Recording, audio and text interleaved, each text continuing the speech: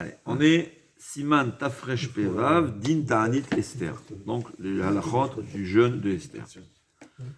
Il faut savoir une chose, il y avait, dans le temps, il y avait des jours de fête. Les jours de fête, on n'avait pas le droit de jeûner parfois. C'était tellement un jour de fête qu'on n'avait pas le droit de jeûner avant. Parfois même après. Alors là, l'halakha, il dit, Bechanouka ou Purim, Mutar li ta'anot lifnehem ou lacharehem. Chanouka et Purim, c'est des jours de fête midrabanan. Bien que dans Megillat Ta'anit, qui n'existe pas aujourd'hui parce qu'on a eu trop de malheurs, malheureusement, on l'a dit, à un certain moment, il y avait des jours de fête institués. On n'avait pas le droit de jeûner avant ou après.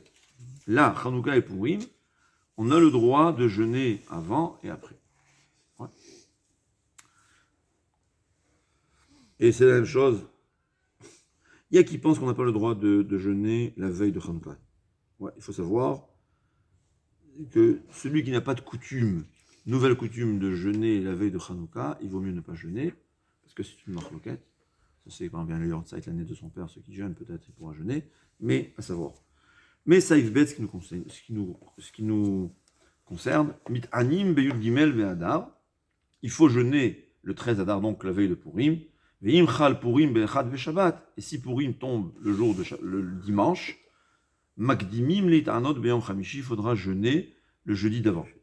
Pourquoi on ne jeûne pas le vendredi? Parce que le vendredi, on évite d'instituer des jours de jeûne, étant donné qu'on doit se préparer pour Shabbat.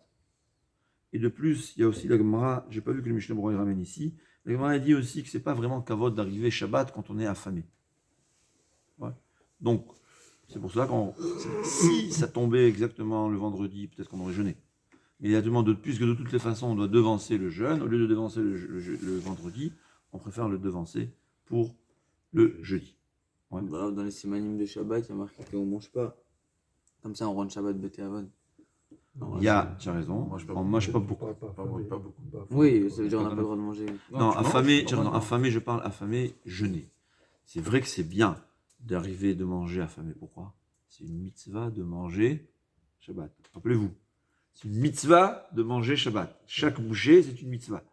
Et une mitzvah, on doit la faire avec envie, avec ta'ava. Il faut se rappeler, les gens ils ne savent pas. C'est une mitzvah de manger Shabbat. Mais quand je parle après un jeûne, on est un peu capoute. Donc tu rentres Shabbat, à la tefila, Erev Shabbat, elle aurait été un peu, comment on dit, le lechadodi n'aurait pas été suffisamment joyeux. C'est pour cela que le khatrila, on ne décrète pas les jours de jeûne, on évite. Quand il n'y a pas le choix, on le fait, comme à Sarah Betevet. Mais on évite de jeûner un jeûne. Maintenant, c'est quoi ce jeûne-là? Alors en vérité, on a jeûne de Kippour, c'est Minatora. Tous 4 jeûnes, c'était le Khurban Abayit. Ils sont en rapport avec la destruction du temple, les 4 autres jeûnes. Ce jeûne-là, c'est différent. C'est quoi?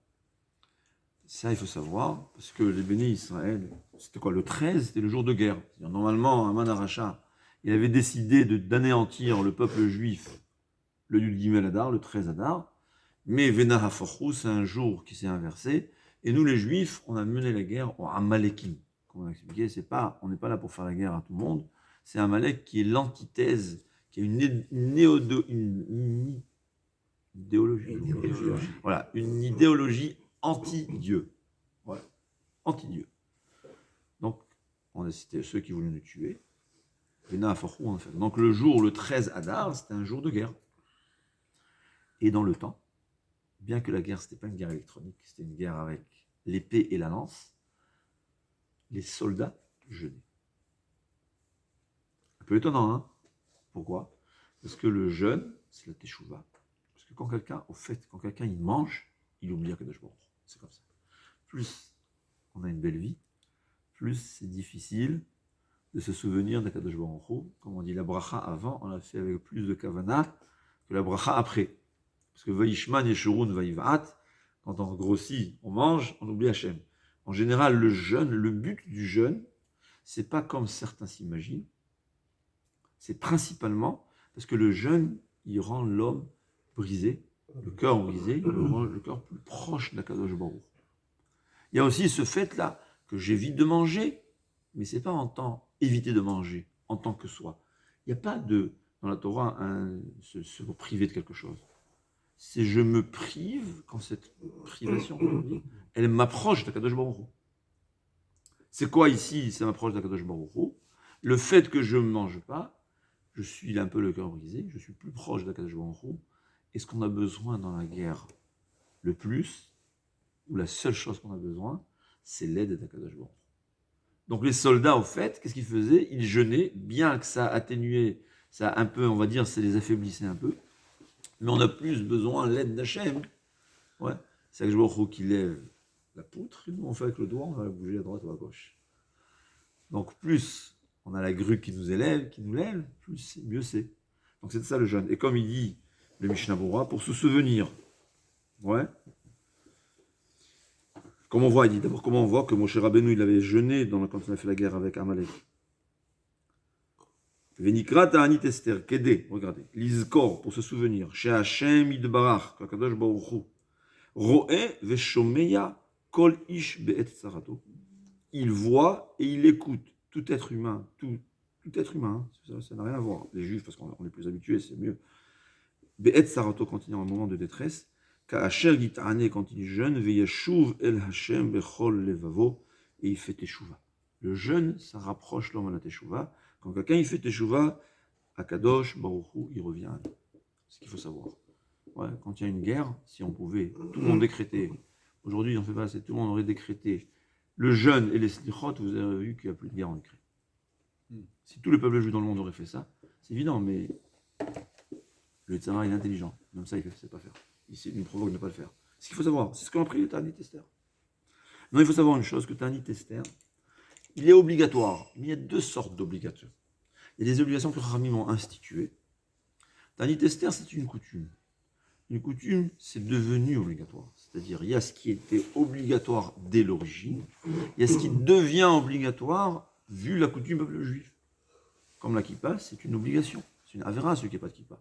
C'est pas une avéra parce que Chachamim nous ont obligés de mettre la kippa. L'obligation, c'est seulement au moment où je fais la tfila, l'étude, ou bien au moment où on rentre dans la synagogue. Mais la coutume est devenue de mettre tout le temps. Plus c'est devenu tout le temps, celui qui ne fait pas, il transgresse un neder. C'est-à-dire quand une coutume de Am Israël, ça devient comme un vœu, et c'est un vœu, c'est des oraïta.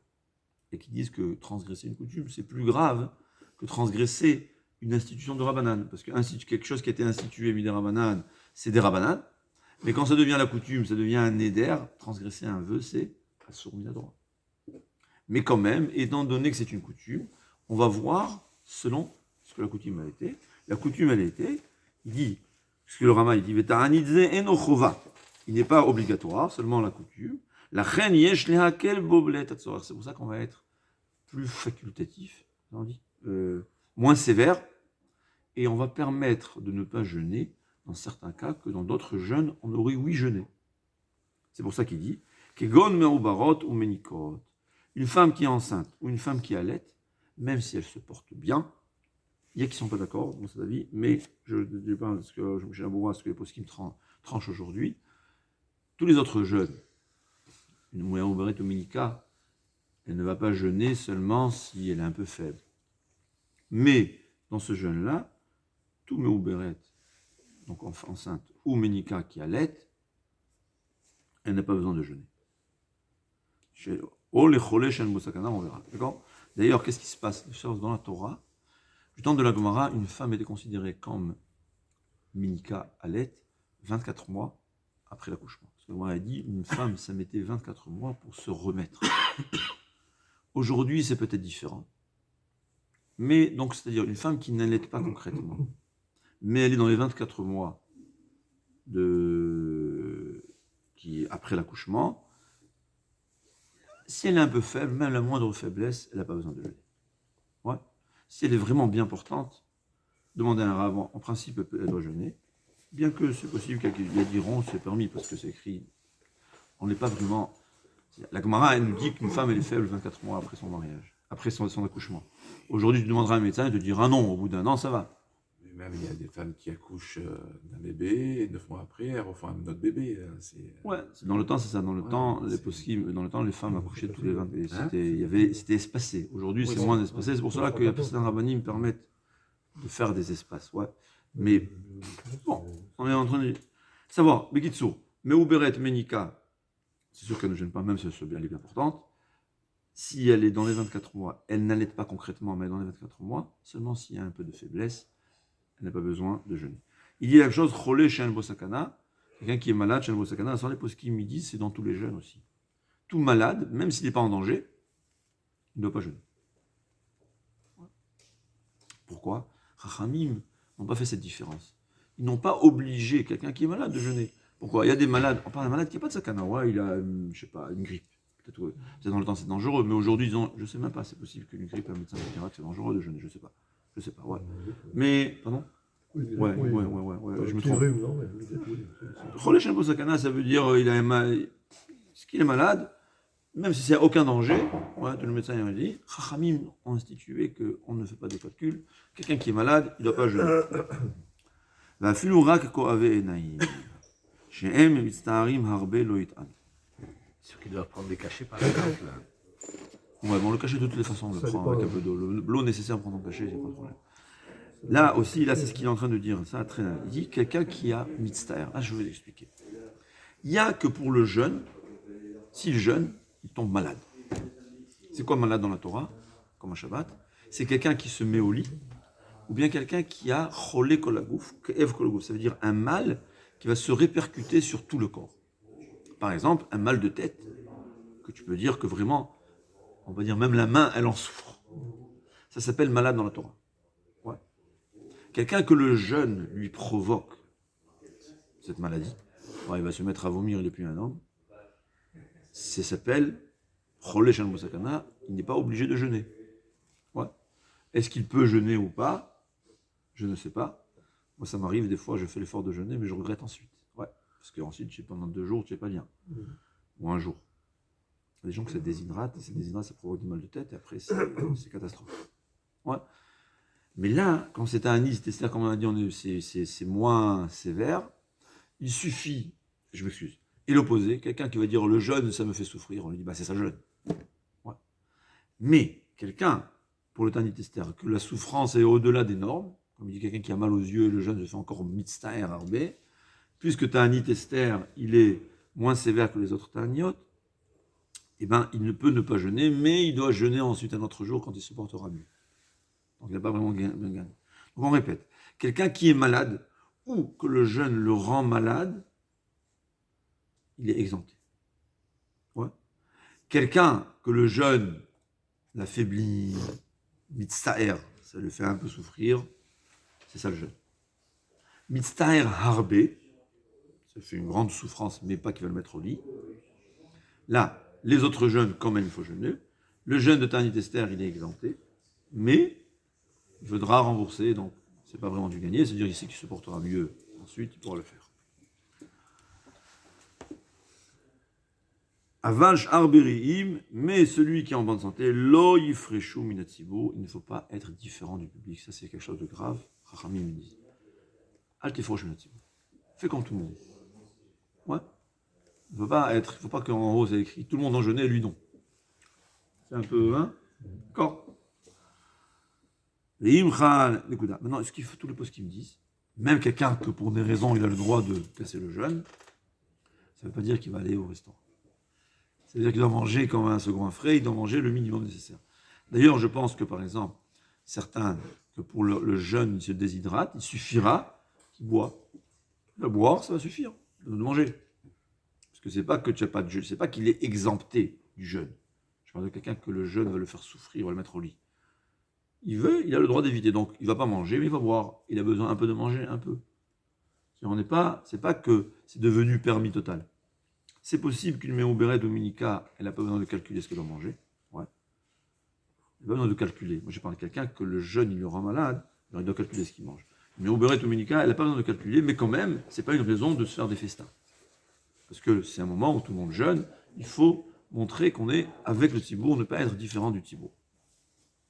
Si Pourim c'est tombé dimanche, chez Mitanim, Beyom Chamishi chez les Fanav, que là on va jeûner le jeudi d'avant, et donc c'est encore moins sévère, encore beaucoup moins sévère. Chalbo Brit Mila, si il y a une Brit Mila, Moutar les Chol à la Mila, on a le droit de manger pendant la Mila, ou les Machar Beyom Shishi Tanu Ochlim, et ceux qui ont mangé pendant la Mila devront jeûner le vendredi d'après. Yesh Mitanim, chez l'Oshayamim, Zecher et Tanit Esther, il y a qui ont l'habitude de jeûner 3 jours. C'est quoi 3 jours? Il dit, c'est lundi, jeudi et lundi après Pourim. Pour se souvenir du Ta'anit Esther. Parce que la Ta'anit Esther, c'est une autre chose. Ta'anit Esther, c'était 3 jours consécutifs qui sont venus principalement pour réparer la faute de Nehenu Misudato Shaloto Racha. Une des fautes que le peuple juif avait, c'est que Achashverosh avait un festin, on s'est mélangé aux goïms, on s'est mangé avec les goïms, on est devenu des goïms avec kippa. Ouais, je connais les goïms avec kippa. C'est parce que Hachem veut. Ouais. Et donc, on s'est assimilé, on va dire, on a mangé avec. C'était cachère. Hein. Ouais. Ils ont fait le jour de l'an, il y avait le réveillon cachère. Donc, on a profité, on a kiffé, on va dire, ce qu'il y avait avec les Réchaïm, pour réparer. Donc, c'était qui avait fait la faute? C'était principalement les habitants de la ville de Shushan. Donc, pour réparer cette faute, les habitants de Shushan seulement en jeûnaient 3 jours consécutifs. Si tu veux, c'est pour contrecarrer, c'est pour l'inverse.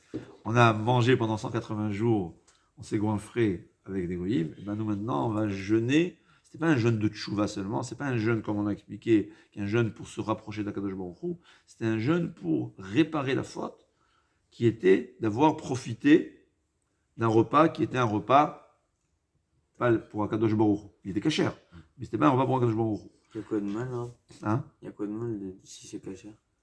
C'est ce qu'on a dit. C'est assimilé à oui. En quoi ils se sont assimilés? C'était. C'est ça, tu as fait un réveillon cachère. Il y a un problème dans le réveillon cachère? Il n'y a pas de problème. Alors, Je vous demande, c'est le seul qui avait compris ça, c'était Mordechai Hatzadik. Ouais. C'est le seul. Ça veut dire tous les rabbinim dans le temps, ils ont dit il n'y a aucun problème. Aucun problème. Quel est le problème? On mange cachère. C'est un repas avec des goïms, c'est la culture non juive. C'est ce qu'on appelle, j'appelle ça un juif, voilà. C'était s'assimiler à la culture des non-juifs. C'était les Perses, c'était leur olam hazé, c'était quoi? Les repas. 180 jours de repas, t'es capable, non? Hein? C'était la culture, c'était s'assimiler, tu es avec les goïms, on fait comme les goïms seulement avec un tampon. Le peuple juif, il a un autre plaisir, c'est profond. Il y avait seulement Mordechai Hatzadik qui avait compris que c'était la première étape vers l'assimilation. Ouais. C'est la première étape de l'assimilation, c'est s'adapter, c'est s'assimiler à la culture. On peut en profiter de la culture, mais rester juif, on est séparés. Mais dès qu'on est avec les goïms, on s'assimile aux goïms. D'ailleurs, c'est pour cela, dans le temps, ce n'était pas interdit, c'est pour ça qu'on a interdit Bichou Lakou. Ouais, justement, pour éviter ça. Ouais. On va au restaurant, on est en chambre, on est ensemble, c'est cachère. On dit à Bichou Lakou, c'est des couilles pour un goy juif, tu peux pas. Alors on va te faire, il faut que le juif il allume, vous savez déjà, ce goy se dit, attends, mais c'est quoi ça? Ça crée une certaine séparation, un certain éloignement, c'est ce que Rami nous en interdit. Ça veut dire que même pendant, ils ont assisté au repas pendant toute la semaine, c'est-à-dire pour le Shabbat, ils ne faisaient pas Shabbat, ils mangeaient avec les... Non, c'était Shabbat, c'était cachère, c'était le seul, c'était le seul repas où il y avait tous les tampons de cachou. Ouais. Il y avait déjà, je suis sûr que même dans le temps, il y avait 70 cachouillottes, parce qu'on est des juifs, ça n'a pas changé. Ouais. Il y avait 70 tampons. Non, mais le fait de manger cachère, c'est une chose, mais si pendant le festin, il durait 6 mois, le vendredi soir et samedi, ils faisaient quoi? C'était un C'était un festin cachère. Le mashgiar cacheroute là-bas. Le feu, ils mangeaient froid. Le chef. Non, tu fais la plata, je sais pas comment. C'était le mashgiar cacheroute là-bas, c'était Mordechai Hatzadik. C'est Mordechai Hatzadik qui avait dit que c'était assourd, mais une fois qu'on y est là-bas, il a été nommé cachère. Il a tout fait pour que ce soit cachère. Donc pour réparer, ils ont tiré profit de ce repas-là. Ouais.